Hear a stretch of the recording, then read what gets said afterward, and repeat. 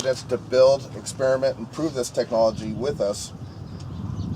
We believe this can be done safely. The most official organization out there is the Occidental Arts and Ecology Center, which is working with the county and city governments in their location. Where are they at?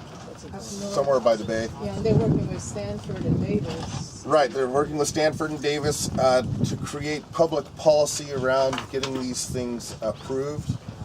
I like to refer to them as pre-legal.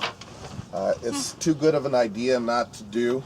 It makes too much environmental sense, and we need to be pioneers in this. But they're the ones to keep an eye on. They're the ones that have the resources where if you're not sure whether or not your material is safe enough to be introduced back into your environment, you can take a little bit of it and send off a sample and have it tested. Those do cost money.